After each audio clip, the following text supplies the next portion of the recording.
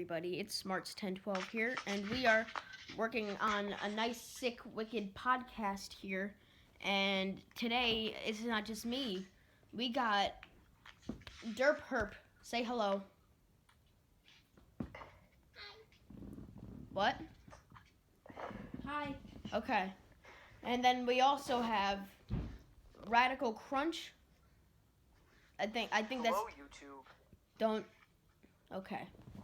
So Radical... Hello. Okay. So we have Radical Crunch here. And right now it is goodbye, Krabby Patty. First impressions. We'll be putting out a review later in the week. Me and my crew. My writer. And That's me. that's him. Yeah, he's my writer. And then I wrote down some notes. This Doesn't week... pay me. It's 7:35, 5 minutes after the episode ended. So this is our first impressions. We haven't talked about this at all. So Kyle, how about you go first? What did you think? Well, I thought it was okay. It could have been better. I mean, the part where the baby was on social media, I mean, they didn't have to ponder to our generation. Ugh. Okay, thank you. All right, now, what would you give this episode out of 10? Oh yeah, 7 or 8. All right, so 70, 80%. Brendan of Radical Crunch.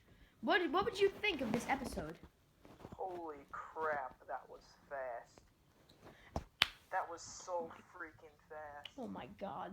It was 1 second they were at the factory, 1 second Patrick was famous, 1 second they were at the grocery store. I don't even know. That is on my notes. Very fast. It started with SpongeBob and Patrick scoofing around. I like that. But it was just too quick. And then they were at the grocery store. And then they were like, I wish there was frozen Krabby Patties. And then you fast forward 1 minute and there's already frozen Krabby Patties being sold. Patrick's famous. It was just all really, really, really fast. There was way too much going on. It should have been like 30 minutes, I think. Because, like, I don't want another TV movie. Ugh. That, Okay. See, the thing is, most SpongeBob specials are just boring because there's not enough to fill the 22 minutes. That was just too much for 22 minutes. Thank you. What would you give this out of 10? Honestly, I'd give it a 5. All There right, were like 50%. no jokes at all. That is an F. Oh my god. My impressions. I didn't even think about this. I have notes. I have like 15 bullets here. There's so much to talk about. I agree. It was really fast. Like 3 minutes in, we already met Don Grouper and there were frozen Krabby Patties sold. And that's the whole premise of the episode. And that ending was so rushed too. I was like, what? Wait, what? Okay, I'm glad that they got their friendship back, but could we at least get at least 5 minutes of a solid ending? Like, that took 30 seconds. That's unbelievably short. One thing I do like to point out, though, is the Krabby Patty business promo video from Don Grouper with the Krabby Patties killing each other. That was interesting. Another thing, the filler. Let's fill her up with filler. That's what Mr. Krabs says. And that, if you don't know what filler is, in the old episodes of SpongeBob, in season 4 on, when they didn't have enough plot, they'd put in filler, where they just did whatever. So, this is them poking fun at the filler. And now, they have no filler, all they have is plot. So that's kind of ironic. And that's what the Krabby Patties are made of. Filler. Finger quotes on the filler. It's actually made of sand. It makes fun of the old SpongeBob. The lame SpongeBob. So, out of 10, I'd give this episode a mere 7 out of 10. Only because it's nothing disturbing or disgusting like the Splinter, Spongehenge, one-course meal, or Are You Happy Now? I agree. There was nothing wrong with the episode, but, like, it was just freaking fast. Hey, can I jump in here and say something? Yes, sir, you can.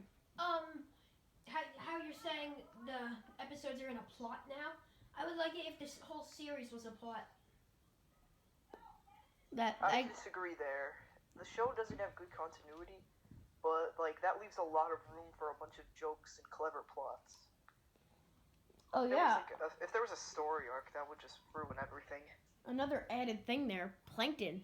He got the secret formula fair and square, but he didn't want to take it because what's the point? Nobody's gonna eat normal Krabby Patties now. He should have just took it. He should have just took it. I agree. But that was really interesting how they do that. Not even Plankton, the menacing person of all people, would want to take the formula now because of the use of how everybody is just used to frozen Krabby Patties and nobody is eating normal Krabby Patties, which have been untouched. So I thought that was very interesting. He could have made a lot of money During- there. During Plankton's cameo, I was just thinking, shouldn't Plankton buy a bunch of frozen Krabby Patties and then sell them at the bucket to get his success that he's always wanted? I think if the episode was longer, that could have been like a subplot. But I was thinking like in an alternate, in like sort of an alternate plot. Plankton finds out the formula for the frozen Krabby Patties. He finds out it is sand, and then he tells the whole world that it's sand. That would be an interesting. Yeah, that would be an that would interesting actually- because Plankton is a villain.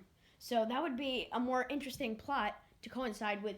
No, we have to make it fast. And the hype for this was out of control.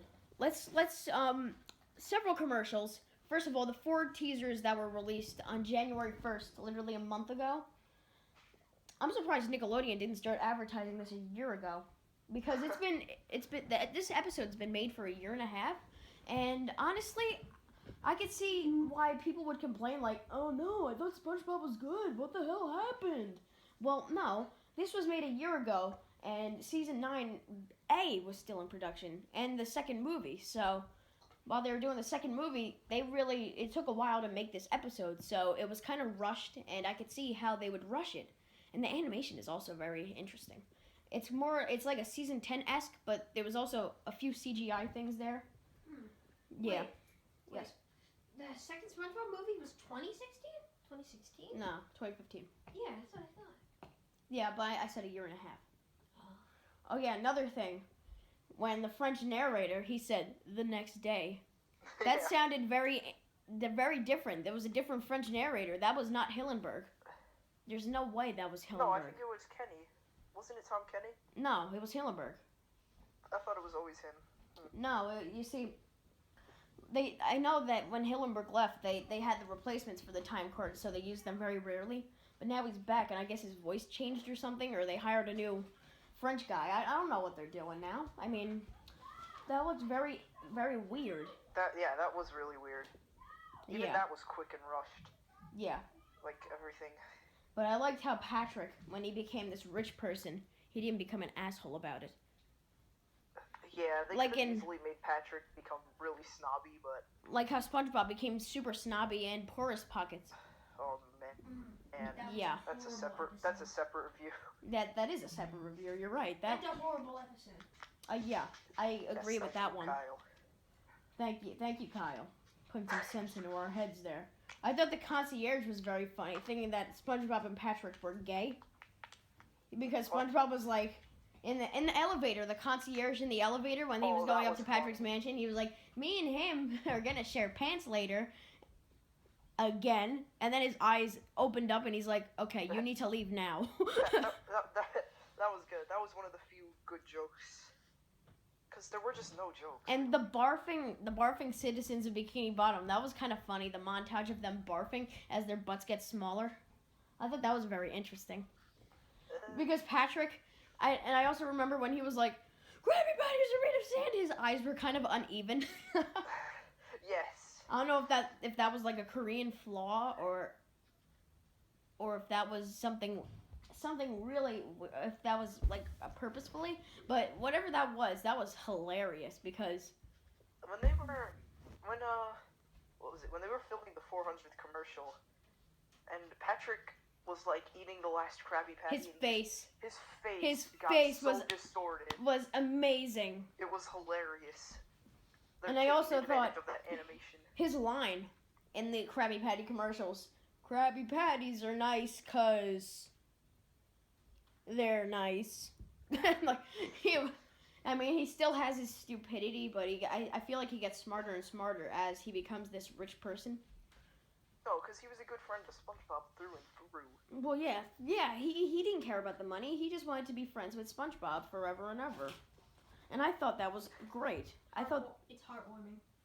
Thank you. That's the word. Heartwarming. I really wish this was longer, though. It would have been so much better. In my opinion, it would have been nice as a 45-minute TV movie. Because think of... No. You 33 agree? minutes. 33. I wouldn't put it that far. I'd put it in like 45-minute movie because it was obviously rushed enough that it could have been the third SpongeBob movie. Like if they just scrapped this idea and made that the third SpongeBob movie, that would be the most successful SpongeBob movie since Minecraft Bible Edition. Okay, well that's a little on the. Okay. So basically, goodbye Krabby Patty. I give it a 7 out of 10. There's just flaws, but again, it's not as bad as... No, I'm not even going to say. It's definitely not as bad as a lot of the specials that this show pulls out of its... Yeah, think of Truth or Square and Atlanta Square Pandas. I thought the Patchy segments were pretty funny. I don't know. I like the back those and... were freaking creepy. The back and Encino song was very funny. I don't know. No, that was good. Yeah, that was like my motto. Yeah, so basically this special is very surreal in a sense that they have more and more hidden Easter eggs and innuendos.